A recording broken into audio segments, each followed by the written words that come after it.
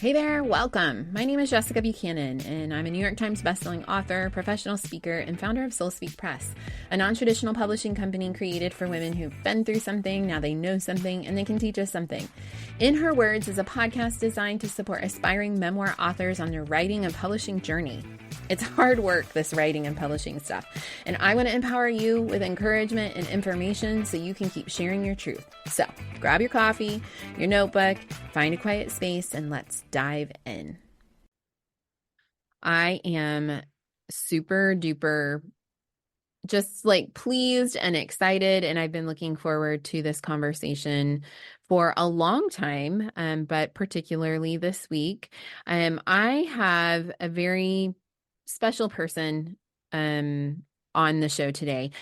She's special to me in many ways, and Krista, I don't know if you know that I talk about you like all the time. And whenever I'm on like sales calls or when I'm talking to prospective authors who are thinking about working with Soul Speak Press, you are part of my pitch. You're part of my introduction, because you're so crucially and critically important to the inception of Soul Speak Press, and also just in us being able to function in the work that we do.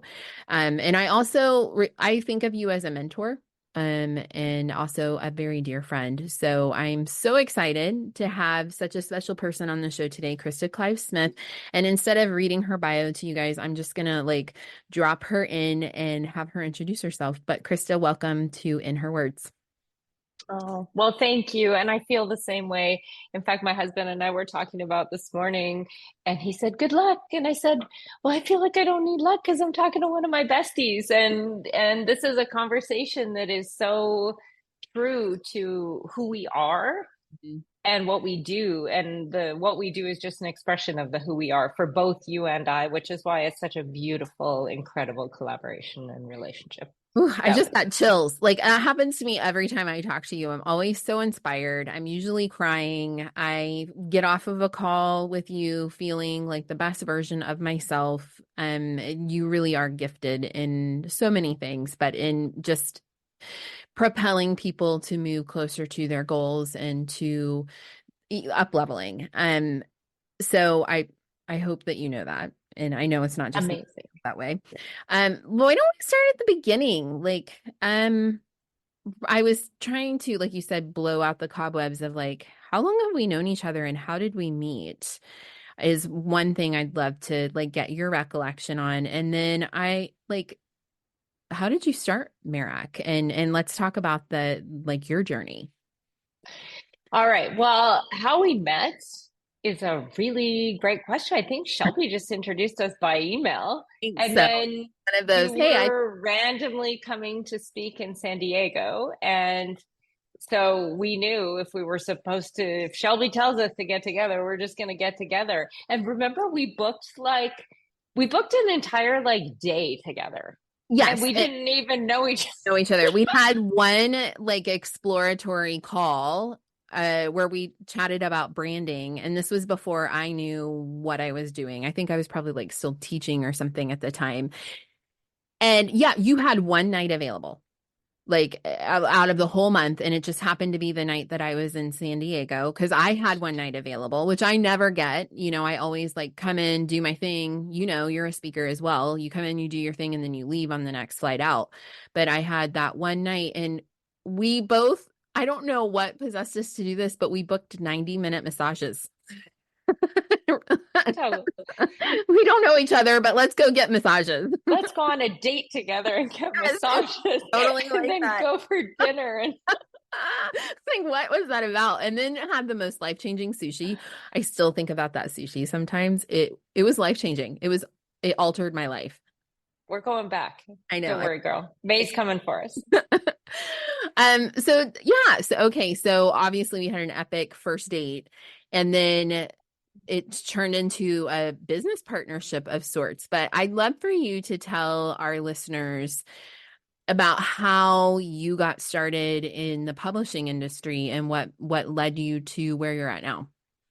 All right. So the most important thing, and I want to add value as I tell my story, because this is not about me. It just is, my story illustrates learning that you and the listeners can gain wisdom from.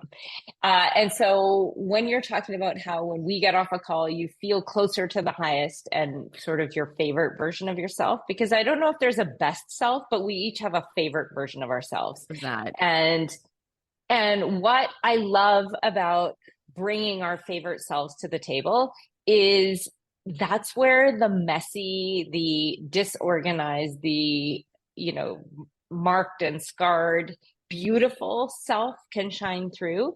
And so I think it's really important as we go backwards to my history that's brought us to this moment, that you understand that I believe that each of us is created with immense innate factory setting giftings, but we're also the part of the gift set is our weaknesses. And those are actually a massive asset, because I view weaknesses as rumble strips on a freeway where you're driving along in your lane. And as you start to fade out of your lane and get off course, they jar you back to reality to get you back where you belong.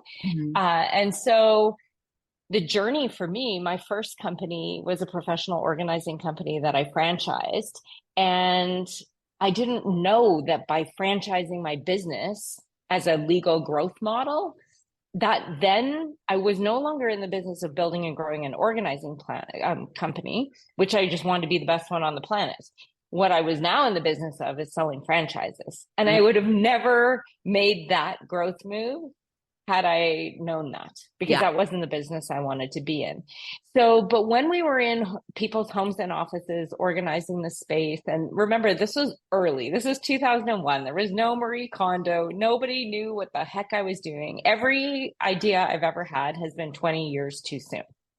And that, for the longest time, really affected my self-esteem, because I couldn't understand why people couldn't see what I could see in the world. And so when we were in people's homes and offices reinventing the space, I started to notice that people's possessions tell a story about who they really are.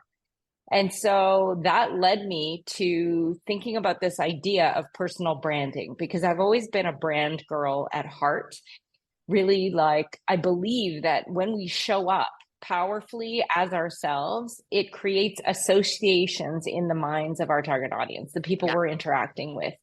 And so then if I thought, well, what if we proactively shape those perceptions by intentionally putting ourselves together, putting our lives together in a way that when people interact with us, our space, everything, they're like, oh, that's who she is. Yeah. Really. And so I wrote a book on personal branding. Yes. But this was, again, in 2003. Social media hadn't been invented yet in the way we know it today. MySpace had, but it was for weird bands and things. Exactly. So when I set about the publishing journey for my own book in 2003, I explored self-publishing, I explored traditional big house publishing, and I looked at everything in between. But in those days, there wasn't a lot in between. And I thought, you know what? I don't want any of this stuff. I knew as an author what I wanted. And so Merack Publishing was born with my vision of knowing that I would publish my book. But right from minute one, I built a brand that I knew would go on to publish for other people, because I often have this realization when I'm looking at the marketplace. I'm like, nah, I don't want that. I don't want that. And I know exactly what I do want. And so whenever I can't find it, that's kind of the wink from the universe to me that it's my job to create it and to build it. And so that's what Merack Publishing is. It's a publishing company, like a boutique nonfiction publishing house built by an author for authors. Okay. So I want to all of that is amazing. But I want to know specifically what it was about traditional big house publishing and then conversely self-publishing that you didn't want. Yes. So I didn't know. I was at a crossroads, and I was on an airplane flying from Toronto to Vancouver, and the woman in front of me had a very loud voice. And it turns out she is an influencer of note in the food space in Canada. But at the time, she and I were in similar kind of parts of our career, she was further ahead as an author. And I heard her speaking to the person in the seat beside her about how she had self-published her first book and she just got picked up by a house for her second book, like a traditional publishing house. And I was like, this chick has the answers to my questions. This is amazing. So I got up and went to the restroom and I came back and I like touched her arm and I said, I couldn't help but overhear what you're saying. I'm an author. I've got my manuscript ready and I'm at the crossroads of self-publishing or big house. Can we talk? She's like, yes. And she like rearranged all the seating and we sat down, and for the next 4 hours, we had this incredible conversation. And so she told me the story how with the second book that she got picked up by the big house. So traditionally with a big house publisher contract, you get a royalty of 10%. Yep. So her book retailed for $19.99 cookbook. So essentially, for round numbers, $2 for every book sale comes back to her as the royalty. Okay. And her deal with her publisher is that her wholesale cost for the book was $9.99. So she had to pay $10 per book to get author copies that then she could sell at the back of the room at speaking engagements. Okay. So then one day she walked into Costco and there was her book on the shelf in Costco and it was selling for $11.99. So all of a sudden it became a better deal for her to push the giant cart up to the, buy her own book, full retail at Costco, get the $2 royalty sent back and the sales credit. So it looked like the book was selling well, and use those copies to sell at the back of the room. Okay. And in that moment, it was like a lightning bolt hit me. And I was like, after the labor of love that it is to write and produce and create a book that will be your legacy, if I have to push a cart up myself and load my own book and pay full retail, I'm like, no. I knew in that moment there had to be a better way. And so I wanted to retain the rights and royalties as a self-published author. I wanted to retain creative control. You know, her book that got picked up, the title wasn't what she wanted. The aesthetic, like the whole vision was just controlled by someone else. Yeah. So it really wasn't hers at the end of the day. But I also, with self-publishing, I didn't want to be out there alone. I didn't want to have to figure out who am I going to get to design my covers and my interior. Like I wanted a team of experts, but I wanted to have my cake and eat it too. So here we are. So here we are. And so that is what Merack Publishing House is. It's your cake that you can eat too. Exactly. You retain all the rights and royalties of a self-published author with a world-class team of experts behind you. And so I have been working with you guys for a couple of years, and we have published 4 books so far. And we have 1, 2, 3, 4, 5, 6, 7 or 8 more books in the works through Soul Speak Press as an imprint of Merack Publishing. So let's talk first about what kind of manuscripts then you publish at Merack, and why, like what an imprint is then. And we could talk a little bit about why I chose to go that direction instead of publishing directly with Merack. Yes. So it all goes back to personal branding. So our niche as a publisher is as a boutique nonfiction house. So because it's nonfiction, most of our authors will monetize their expertise beyond the book through speaking, through online courses, through the development of teachable content.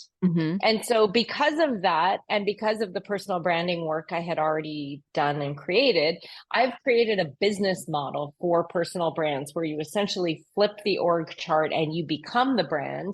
And then you have different consumer-facing brands or products that hit the world in different ways, but they're all aligned to one main platform for you as an author. And it was interesting because our very first book we published, other than mine, with Merack, actually was a fiction book. And so, and it's to the moment, the only fiction book we've ever published. Okay. And so it just, I loved the experience, and Ashley loved the experience of publishing this fiction book. And because I was originally a child author myself, and I did write fiction back in those days. Mhm. But we also really realized how fiction didn't fit with the vision of the other parts of what we do, because Merack Publishing is publishing land, which is like a land that sits inside Disneyland, where there's, Neverland, Tomorrowland, Toontown for the kids. So publishing land is one land in the bigger theme park of what we offer as our complete family of companies offering. And so making that decision after we published the fiction book to, okay, no, we're nonfiction people. Mhm. Fantastic. And just, we found that going ever more tightly niched just gave us an opportunity to then, once we started to work with imprints. So you can think of an imprint as really, what's the logo that's on the spine and the back of the book? And who does that belong to? And the sort of collective of all the books that bear that logo become the body of work that's the asset for an imprint. And so I had all these incredible, very predominantly female Yeah. thought leaders and visionaries and geniuses who have huge communities, and the people really want to put their story into form in something that will outlive them on this earthly lifetime, which is one of the greatest sacred gifts of being in the publishing world, is that we get to produce products that will outlive people, where generationally their families and people around the world will know them, and they will live on past their earthly life. And so it's not lost on me every day of my life, the privilege and the honor it is to get to do this work. Yeah. But going back to how and why the imprint is, we wanted to find other women like you who have totally different visions, but who we could support so that together we could be more. Yeah. Because you want to create a customer experience for your author. You want to, in the case of your anthologies, bring together a collection of authors. And so now, if and when we have any opportunity for anthologies or for women who are really striving to turn their mess into their message, we know exactly how we can bring them to you. Right. Or to any one of our imprints, who all have a very different niche, and together we're better. I love that so much. So, I mean, what are some of the biggest challenges that you face as a non-traditional nonfiction publishing house, in terms of, bringing in, I guess, prospective authors, and then, just through the entire the publishing cycle, if you will. What are some of the greatest challenges that you guys face?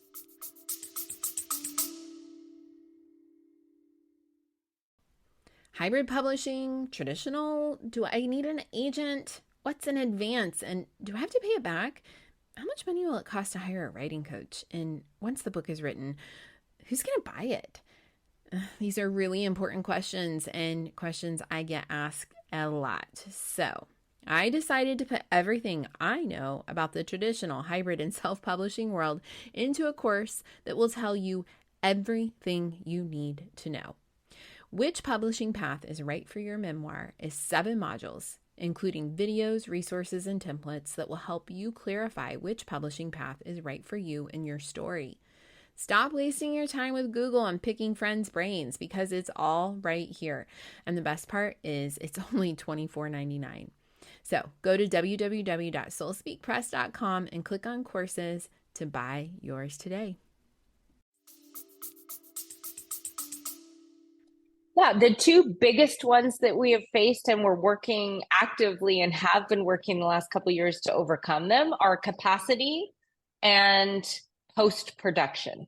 Okay. So I'll explain each one of those. The getting of the clients, actually, knock on all the wood everywhere, has been relatively the easy part. And I think that's because we don't do any marketing whatsoever. We focus solely on doubling down on the quality of the relationship we have with the client and the product we produce. Because we know that if we do great work, Yeah. it will come. And so it did take a couple of years to get the flywheel spinning so that referral engine just produces beautifully on its own. But once it got going, that's where all the magic is. And that's really what we love best, because our great clients who we serve, they know other great people. And it's Yeah. just created this magical, we pinch ourselves every day that we get to do this work with the people we get to serve and support.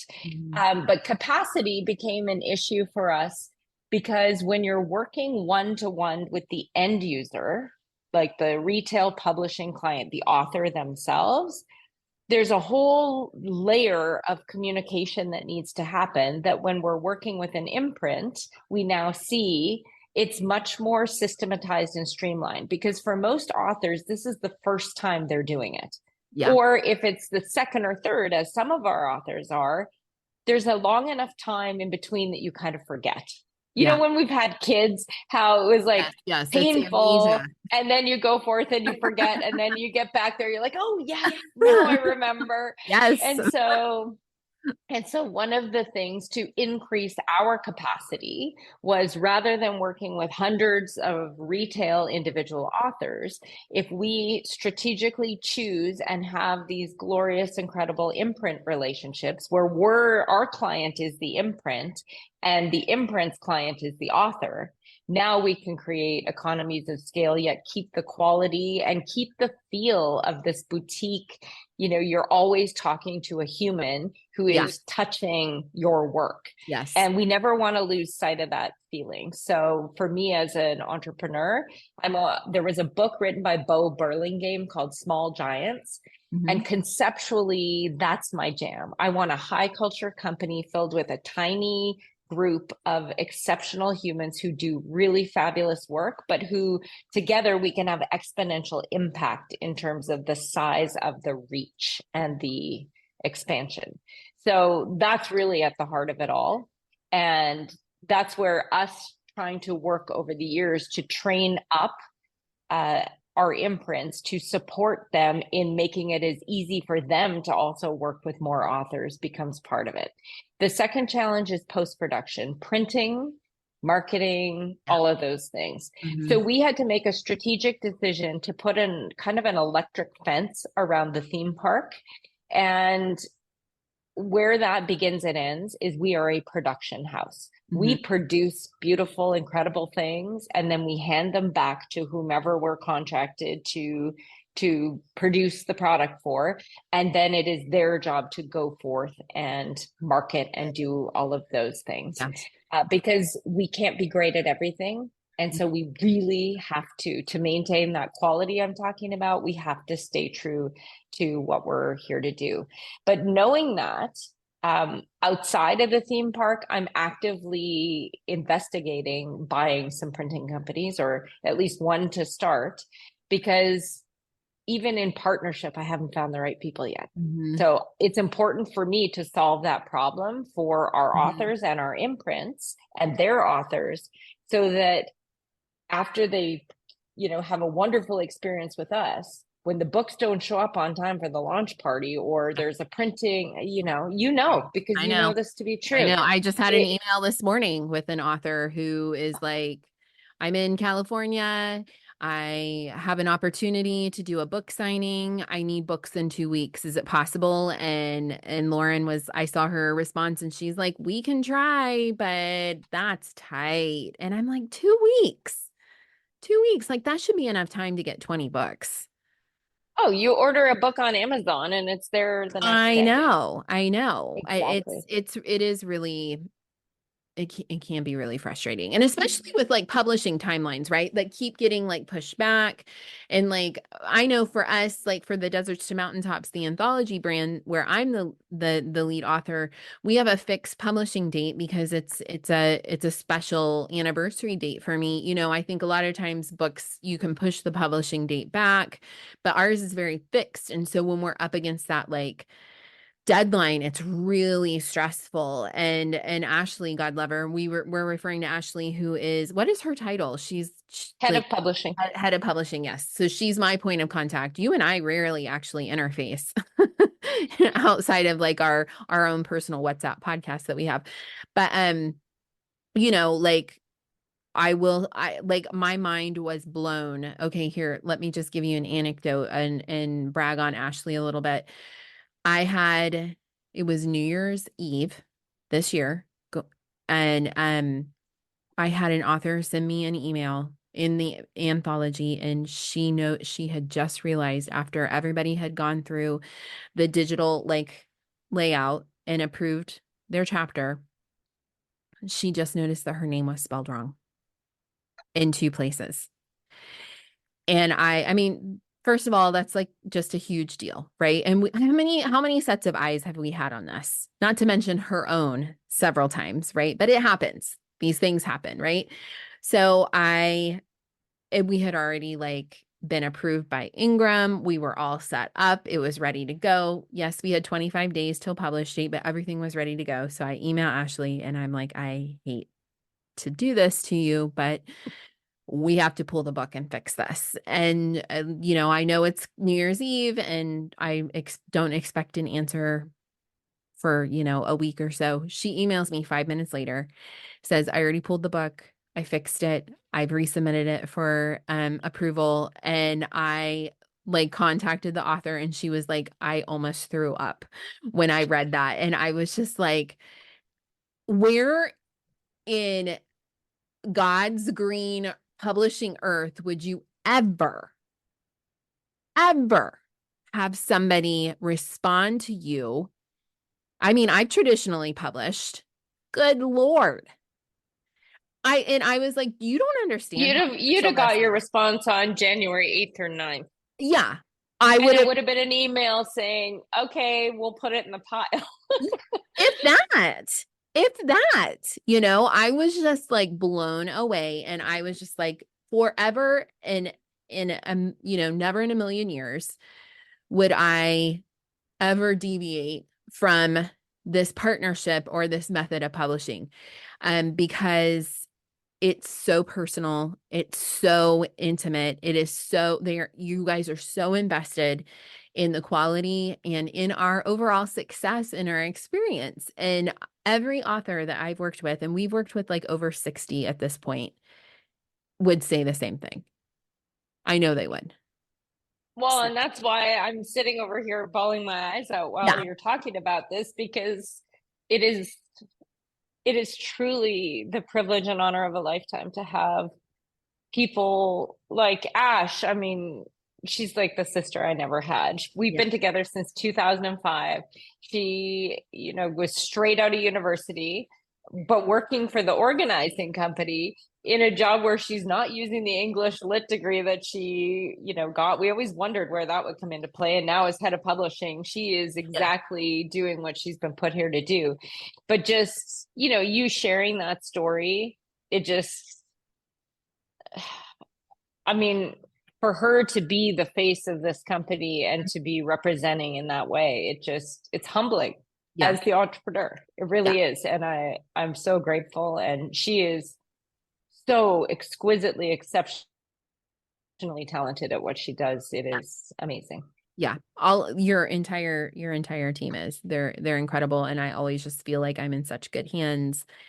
And like I'm still learning, you know. I mean, essentially I've been in this business for a decade, but you know, really on the author side. So I've only been doing the publishing side for a couple of years. While I've learned a lot as an author about what I want and what I don't want in terms of what I want my authors to experience, there's still like and I'm not a details person either, right? So, which is why I have an integrator. When we talk a lot about this, that's why I have Lauren, so that she can handle all of those logistics. But to know that I can confidently say, as someone who's a visionary, who's a creative, to my clients, that I'm doing all of the developmental editing with, I know for, like, I would bet my life on the fact that your book is going to be as perfect as possibly as is possible, because we have so many talented people working on it. We have so many people who are committed to excellence, and I had a call, another story, because we're in the business of storytelling, right? So um I had a call with, we had an author come in with we have a couple of different packages that we offer, right? So one of our like most basic packages, if you bring us a finished manuscript, allegedly they're supposed to be squeaky clean. They've worked with outside editing, but it's never like that, right? And we know that. So we take that into account. Um, and our copy editor was working on it. She got halfway through and she said, "Yo, this is not ready. Like, we are not, we need some developmental support here. We need to go in and rework some things." So then I have the job of breaking that to the author. And so we got on a call with her developmental editor. And we had to have this really uncomfortable conversation. But, I said, like, there are standards that we have to meet in order for it to meet the publishing protocols to be published by Soul Speak Press and by Merack, right? Like, because everything we put out is a representation of our separate brands. And the editor, or the editor that she was working with, said to on the entire call, I think, to the author, "I think this is an extraordinary opportunity for you," because she was lumping us in with hybrid, and I said, "Nope, we're not hybrid publishers, but that's another conversation." But she was like, most non-traditional publishing companies would just take your manuscript and publish it, and take your money, not with no regard to the quality. And I think that this is an incredible opportunity for you to make your manuscript the best version it can be. And I almost burst into tears on the call, because I was like, thank you for another professional in the industry to recognize that we move from a place of integrity and in alignment, not only from a branding perspective, but because we believe in that it's worth the work and the hassle and the headache to get your story to a place where it can be, I love how you reframed, maybe not the best, but your favorite version. Because isn't that it? Like when you leave a call feeling like your favorite self after we've spoken, well, if Yes. your book is going to outlive you in your earthly lifetime, don't Yes. you want it to be the polished, shiniest, showroom condition version of who you were in this lifetime? Don't you Yes. want it to be like the Technicolor favorite self at the highest level? Heck Yes. yeah. Yeah. Heck And yeah. I can say, like, my first book that was traditionally published, that was a New York Times bestseller, I go back to that book and I cringe in a lot of places, because I had no autonomy in certain places. I had no creative license. They told me what to do. We fought, we fought, we fought. There are places in there that are not representative of who I was then or now. And so, yes, now when I go back to the books that we've published where I have had, well, I own Soul Speak Press, so I get to be in charge. But, I want every single one of my authors who has taken that courageous step to turn their story into this generous contribution, to be able to go back and look at that and feel really freaking proud. Exactly. And I had a little sign in my office for years that said, "Don't stop until you're proud." And Mhm. that's exactly it. That is the relentless commitment to keep going until you feel I can let it go. Yeah. Which, when you have high standards, and a lot of the authors we work with are perfectionists, it's so hard to let it So go. hard. And that's where we're not waiting for it to be perfect. We're waiting until you're proud. Like when there's a Love that. feeling when you know you've given it your all and you can just let it go. And when it's there, that's the moment. Oh my God, I love that so much. I learn so much from you every time I have a like a conversation, or even if it's asynchronous, I'm always like, that is such a gem. That is such a nugget. I need to write that down. Um, so what would you like what would your advice be to, and I'm going to use like specific yet generic labels, seeing as how I only work with women, to the woman who has a story to tell and wants to move in this direction, can see herself on stages speaking, but is just like afraid they don't have what it takes. Um, what would you say to her? Number one, it's not about you. And the minute you can realize it's not about you and get out of the freaking way, the better off everybody is, Mm, because it quiets the critic, it quiets all of those things. When you go forth into the world looking to add value, it's never about you. It's mhm. how can I use what's happened to me, the stories and my wisdom and all of that. How can I use that in service to another? Then that self-consciousness goes away. Yeah. And so that would be number one, is just realize and remember it's not about you. Number two is our secret sauce that we've developed at Merack is producing books that are what we call one part memoir, one part manual, and one part manifesto. Mhm. So the manifesto is the big dream you hold in your heart for the reader and for all of humanity. And even if you're a speaker, it's like, what is that? If you had the world's attention for 2 minutes, what story would you tell? Mm. What is that big dream that if you could make a dent somewhere in the universe that you would want to make?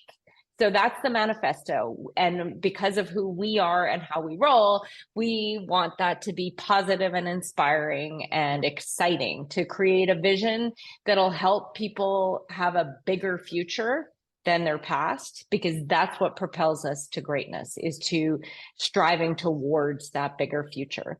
Then when we look at how-to book, if it was just how to, chat gpt could write it for us, right? Right. Especially in the nonfiction world. Yeah. But what we really focus on with the methodology and the manual component that's in the middle is teachable curriculum. And I want you to think about the book as having a skeleton. So you have a table of contents, but the skeleton for the signature system, that really is the teachable curriculum that if you were to teach it to 5 different audiences that were very different to each other, you would be able to find the common message across all 5 of those. And that's the skeleton methodology that you would be putting into the manual that's teachable. Okay. And then the third part, which is the memoir, is the juicy stories Yeah. that are can never be replicated by anybody on the planet. So when you're going to tell stories in your book, please tell stories that have happened to you, or case studies that have happened to your clients, that are those things that can't be competed against. You can Yeah. never be made wrong for, which can also help you kind of with the haters, is our own experience informs our experience. Yeah. So like, use that in service of others. And remembering that I really believe that our ideal clients as business owners is, and that can go for an author with a target audience, our ideal clients are a former version of ourselves. Love that. And so when we look backwards through the seasons of our lives, each season has a different teachable point. And then it has a different collection of stories to illustrate that. So that's really what the memoir piece is. And pure memoirs are awesome. And as a reader, for me personally, Mm. when I read a great memoir, I finish it and I think that was awesome for them. Right, right, Like, right. where's the how can I take what I Yeah. just read and apply it to my own life to create transformation there? And Mhm. I don't want to work that hard as a reader. So that's part of why we have that 3-part formula. So I would say get out of the way, look at your lifeline, look at the seasons, look at what you've learned. In fact, we give an exercise to prospective authors where they create a little chart where there's a line down the center, which is 0. Then you've got +1 all the way up to +10, -1, -10. And then along the bottom is 0 to their current age. And you plot on it in one color pen all the events that have happened to you in your lifetime. And then in a different color pen, you put all of your achievements and your failures or your mistakes. And when I say mistakes, I mean miss-takes, just like it takes millions of takes to get it right in the movies. So why we think we would get it right in humanity, I never know that. Yes. And especially you'll notice below the line, ask for each one of those events, mistakes, failures, and look at the successes and achievements and happy events as well. But it's below the line. What was the lesson I learned from that? And being able to almost extract and articulate it. And then when you look at that map, that is what I call your authority map. So as a thought leader, this is what you should be talking about, everything that's on this map, and then finding ways to, whatever the lesson is, put it into some teachable how-tos, action items, best practice that you've learned in your own life that helped you through the journey to from where you started to where you are today. I love that. I think, you know, we ask that our authors do that in some ways. It may be a little bit more like entrenched in their memoir. But I'm always asking them, you know, we say we're looking for women who've been through something, now they know something and they want to teach us something. Like those are the stories that we're looking for, right? And our writers, even that can easily be done in a chapter in our anthologies, or it can be done in an entire manuscript. But I think, again, I can see how like the bigger picture, which is also a conversation I try to have with authors as we're working through their manuscript, in terms of like, okay, so when the book is done, what are we going to do with it? Like, what's your plan here? You know, and I see this all the time, especially on social media, because I'm a pretty heavy social media user. I see like these memoirists in particular have like great success on their book that's bestseller, blah, blah, blah. They do a media tour, yada, yada, yada. And then like 6 months later, you never see them again. Because what was the plan? Right? What are we going to like, what are we going to do? Like, what platform are we building? Are we going to, you know, like how? And so I think that that is very prudent of you at Merack to look, and again, that is thought leadership, isn't it? Right? To map out that journey and know where you hope the destination is going to be. Usually it supersedes that. Sometimes it falls short of it, in terms of your storytelling. And I think that you have to think about that no matter what genre you're writing in, but in particular, and I think it goes back to the 3 questions that you often ask me, which are on freaking repeat every minute of every day. I think every WhatsApp personal podcast, I ask you the same 3 questions. And what are these 3 questions? What business do you want to be in? What life do you want to lead? And who do you want to serve? And we kind of talked about the who you want to serve, the former version of yourself, in which season, and what product do you want to design for that person in that season. But let's just focus on the other 2. So and I would love for you to start with what life do you want to lead first, but thinking about those 2 in an infinity loop. So when you look at the life you want to lead, for example, you know, our daughter was 7 at the time, my husband and I in 2019, we sold off our lives and we moved to Africa for a year. And now we split our time between San Diego, South Africa, and Canada for ski season. And that dream of this life has been inside me since probably the late 90s. Okay. Yes. And so, but what's interesting is I built my first company completely wrong. I mean, like literally brick by brick with my own 2 hands, I built a prison that I was living in. Yeah. And then I had the Jerry Maguire, like, aha moment at the investor table with the term sheet in front of me, pen in hand, about to sign off on our North American expansion. And I just realized if I sign that sheet, it's all over. Yeah. I'm a prisoner for life. Mm. And so obviously I didn't. But that being said, if you start with the life, because let's imagine you want to be a speaker. Okay, Mm-hmm. well, what kind of a speaker do you want to be? Because there's everything from being an MC to being a panelist to being a breakout session speaker to being a keynoter Yeah. and a facilitator. There are millions, I mean, of options. So if you decide, I want to be a keynote speaker, because you can picture yourself on that stage in the stadium. Well, I want you to think about the day in the life of a keynote speaker. It's hard. Is that the life you want? Do you want to be a road warrior Yeah. on planes, dealing with time zones and logistics and travel? Because that is actually the life of a speaker. The Mm-hmm. stage part is a very teeny tiny Very. portion of the Yeah. whole thing. Yeah. So, and then if you then start to look at the life you want to lead and then the business you want to be in, every lifestyle decision creates a business implication. Every business decision creates a lifestyle implication. So if we can create our goal to find ways to creatively create harmony on both sides, that's when you've hit the sweet spot. Mm-hmm. Yeah. And so for me, I love to travel, but I don't want to be doing it speaking. Right. So I'm a virtual girl. I'm completely, utterly, 100% introverted, Mm-hmm. even though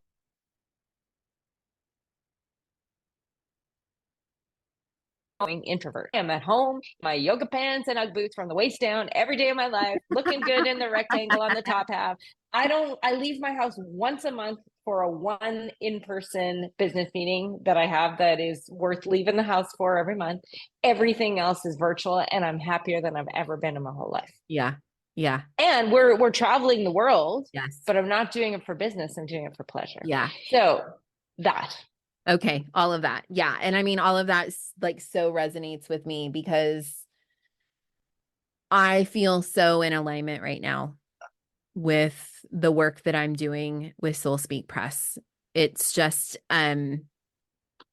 it feels so purpose filled. And I'm not 100% an introvert, so I need some of those. I need to leave my house like more than once a month. And so, and I do keynote and I love that. I love those opportunities. But what I love the most is when I get off the stage and then I get to connect with women afterwards, like sitting down with them, like connecting with them, meeting up with someone local, like hearing their story. I just did a keynote earlier this week, and I spent the next hour when I was done listening to this woman's story. She was on the board that brought me in, and her husband had had a stroke and almost died. And she just like walked me through the entire thing. And it was very fresh, like, all of this. And just like, I don't know, like that space holding and whatnot. And the fact that I get to do that every day with Soul Speak Press when I'm working with our authors feels just so, um, I feel so lucky, just like you, that It's I have sacred that work, right? sacred. It's so weird. Let me tell you what happened to me last night. I ran into a friend, one of my daughter's friends' mom, dropping off at dance. And she's been like very supportive of the work that we're doing in anthologies, but we're very different, I think very different people, very different lines of work. And she said to me, I just finished the second anthology, and her eyes got really wide and she went, those were some hard stories. And I said, yeah, they are. Like, these women have really traversed, or, something to that extent. And so we chit-chatted a little bit, and then I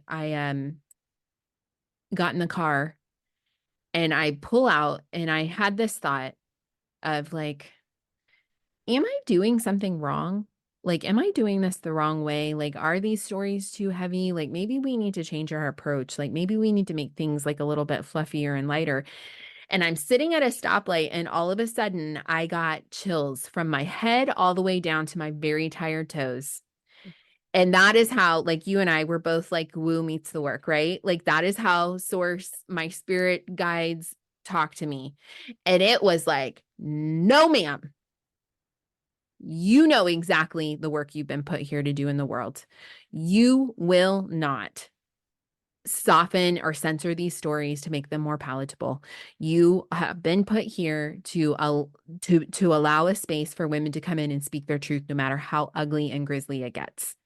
Yes, And I exactly. thought, it's just, I'm not for everybody. Soul Speak Press is not for everybody. Merack is not for everybody. But for the ones that we are here for, we are here 150,000%. Yeah. And look at your own life story. It's Yeah. hardcore. I Yeah. mean, It's it's not as exactly hardcore as palatable. hardcore comes. And I believe that the three kind of attributes that I strive as Krista to be and to embody is courage, creativity, and generosity. Mm, And those kind of all align together with integrity. But courage is the Latin root of the word courage is cor, which is heart.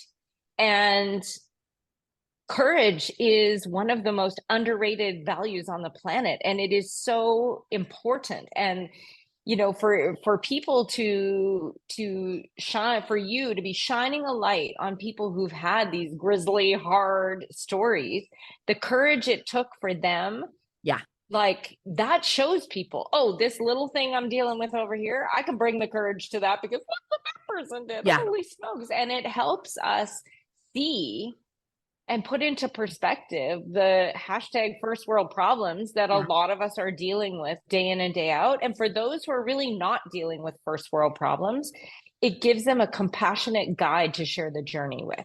They're Yes. not alone.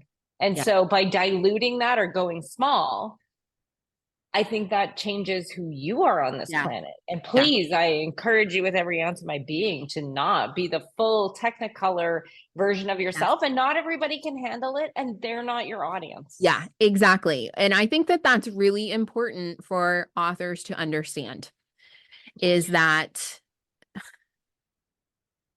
you're not everybody's cup of tea. Your story isn't going to resonate. People aren't going to support you. Conversely, you sharing your story in an authentic and an honest and courageous way absolutely will change someone's life. It could save their life. Yes. It, And that's the joy of the type of publishing that you and I are doing, Mhm. Yes, is that we want the authentic voice to yes, ring through. Like even on the ghostwriting side, when, inside the park where we have writing world, where yeah, we're actually writing for people, I say to our author or our writers, I say, get out of the way. It can't, like, there should be nothing of you here. no, I want, John, if we're writing for John or Joni or Jill or whoever, I want Joni's grandchildren to know her. I don't yeah, want them to know you. And bringing all of your voice, if you're direct, if you're gritty, bring direct and yes, bring gritty. Because when you read the audiobook, which if you're in the nonfiction space, you're building a personal brand, you'll speak from a stage. I want that on the audiobook yes, recording. And I want it to be such that when you're reading the audiobook in the studio, you are there being yourself. It's not you reading a script that is somebody else, you yeah, know? yeah, Because then think of it when we fall in love with musical albums, right? And then we go and see the artist in concert and it's not the same thing. We're like, wait, what? right, right. Because it's Yeah, we been want the audio and diluted or video to yeah, line up. yeah. And that's why you would choose non-traditional publishing, is to have the creative control to bring all of who you are to the project. Yes, 100%. None of it's censored. Like you can, and that's what I Exactly. always tell my authors. Like, I'm going to give you our professional recommendations.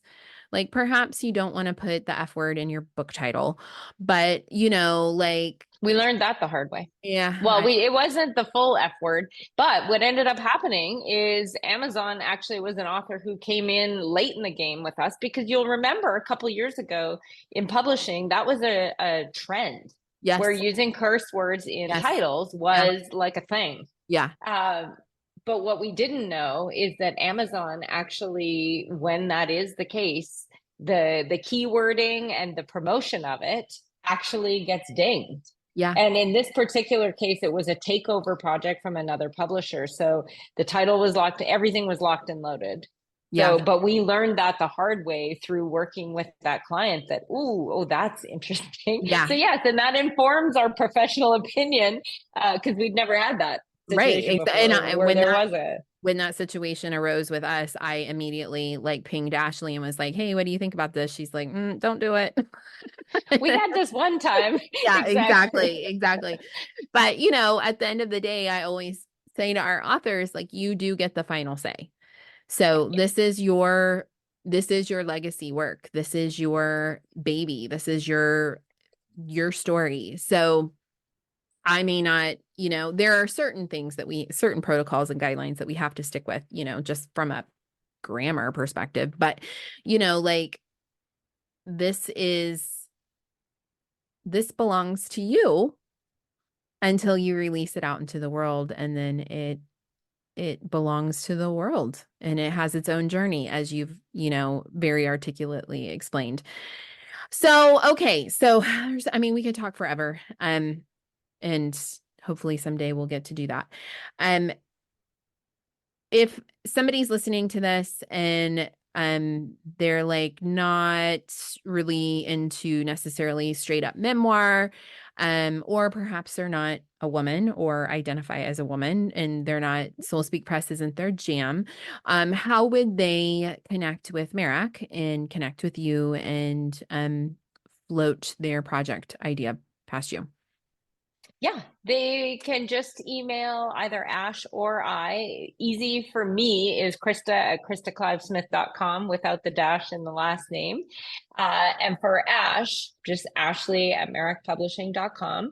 And even if it isn't a Merack book, that's the joy of the imprint Yes. community that we're creating so that we can help you find a home for your work and for your book. And do we have time to talk about book sales? Because Yes. I think it's a really important topic because you reference the life, like the journey of a book. Mm-hmm. Do we have time? Are you I cool with have that? time. I have time if you have time. I do, because I think it's so, so important. So the average book is only going to sell 200 to 210 copies in its lifetime. Yep. So very important expectation to have right then and Yep. there. Yep. That being said, you know, my own book, I make $8.61 a book on Amazon in terms of royalties. Yep. It's really important to go in knowing and understanding that it's statistically, if you're gonna, it's on your fifth to sixth book that you write as an individual author, where you'll start to be able to make a living as an author, earning six figures or more from the Interesting. stats. Mm-hmm. I did Yes. not know that. Okay, so Yep. I still have like 3 more books to go. Here we go. Just keep churning them out. You know, Okay, okay. Elizabeth Gilbert is Yes. proof of the Yes, pudding, right? there is. Everybody thinks Eat, Pray, Love was her first, but no, it sure wasn't. And it No. won't be her last. Nope. But that being said, when you release your book out into the world, it's not unlike your child, right? Where when you have kids, they bear your DNA, yet they have a life journey and a path that is uniquely their own. Your book baby is just like that. And it requires patience, restraint, grace, compassion, Yes. love in allowing it to find its way in the world. My own book, you know, when it first came out, again, it was like 20 years too soon. No one knew what the heck I was talking about. So to the point where I eventually, actually, after a couple years, I just like pulled it Oh, from really? distribution and I put it away because Mm. it was actually damaging my mental health more having it out in the world than not, Not. because even now the reviews on my book are terrible Oh, because no, people didn't get it. they didn't understand what And now perseverance. it's still, it's quite old, which is quite funny, so I have to definitely have to write the new edition. But the point that I'm trying to make is that in 2018, fast forward from 2003 original release to 2018, I dusted it off and the files were so old that we couldn't actually access properly the art files. So every first and last word on a 2-page spread had to remain the same. I could only change what wouldn't change the first and last word on each page. God. Uh, So we made just enough teeny tiny changes and put this thing up on Amazon. And we didn't talk about it that much, other than just I had a book launch party. It was actually my birthday party, but we had a cake that had a picture of the book cover. And it was the launch of me getting back into business building at a like high level, because now Kennedy had been born, we'd uh-huh. gone back to school. Uh-huh. So that year, the book won a National Book Award, an International Book Award, and I got the call of a lifetime the next year in 2019 from Purdue University. And they were writing an undergraduate course and a graduate level course on personal branding, and they chose my old book to be the textbook. So, Amazing. so, but it's so easy Yeah. for us to just think of ourselves as failures, to beat Yes. ourselves up, like, You and have to yet look at the long game. you got to play the long game. It's big picture. It's, it's long. Like, that's what I tell my authors, especially for the anthologies. Like, hey, okay, we launched, but we're not done here. You got to keep talking about this thing. You got to keep hustling into a certain degree if you want your royalty split. Like it's, and I mean, I think that there's a lot to be said for taking breaks and resting, which you obviously did, Mhm. right? And then it does find its way. But I think that, yeah, just because you're only selling one book a day, or if you're lucky, or one book a month, in the first couple of years, is not indicative of it being an epic failure, or the lack of potential success it can have. Yes, exactly. And allowing it to find its home, and to look at ways where you can create recurring revenue for your book. Mm-hmm. So, like Purdue, every new semester, there's a new crop of students who buy the book. So that creates this influx of residual sales That's so awesome. that, but thinking about that for every author, Mm-hmm. like, what could I do? Where could this book live that would generate residual recurring revenue based sales? Yeah. And trying to think about, like, when the person reads the book, is it the type of book where they're going to come away with a lot of questions? Is it, so then you might want to consider a companion journal, right? Mm-hmm. Where the person can reflect and answer those questions. And when you start to create ancillary products that serve and support the target audience reader, now all of a sudden the book is an experience. Yeah. And it's a multi-sensory tool that will help them unearth new parts of themselves to take them closer to greatness. So Yeah. whatever we can do to really look into the hearts of our books and our content and ask, if I'm the reader who is a former version of myself and this is helping me grow and become more, what are the best tools that I can give to that reader alongside this book that will continue to keep them asking the questions that will reveal new awarenesses, which lead to better choices, and better choices lead to better results.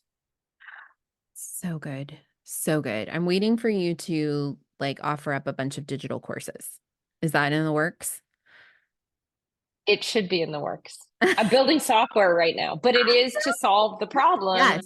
for us as writers. I've Yes. been saying I'm going to do a new edition of my book since the first book came out in 2003, and I can't get my butt in the chair to write my own book. Yeah. We're writing books for everybody under the Right. sun. Right. I And get that. Yeah. yes, and so the software I'm building is going to help the writer to overcome the emotional, psychological, logistical, and intellectual barriers to getting their butt in the chair to write their books. And I So can't wait that's my to first priority. And then the courses come after. have a conversation around the software when you're ready to launch that and talk about that. We'll Totally. definitely have a conversation about that. Um, all right. Well, I mean, just thank Other you. questions? I mean, so many other questions, but I think we'll have to just do another episode. Amazing. I'm here. I am here for you anytime and always, girl. Well, This is honestly, it literally, is I hope you what know, I've been put here to do is just help. meeting you has changed my life. Mine too. So thank you. I love and adore you. And thank you for the work you're doing in the world. Thank you for being such an incredible example of what true partnership at not just the soul level, but the human level and all the levels looks like. I believe that we are entering into an age where synergy is the way of the future. And it is like such an honor to be able to collaborate and partner and work with you on all of this. It really is. We're just super lucky. We are blessed. In Her Words is hosted by me, Jessica Buchanan, and is produced by Soul Speak Press, a non-traditional publishing house for women who are ready to tell their story. If you would like to know more about our submission process, I encourage you to check us out at www.soulspeakpress.com or follow us over on Instagram at soulspeakpress. We appreciate all your questions, and if you would like to leave us a review, we would be so grateful.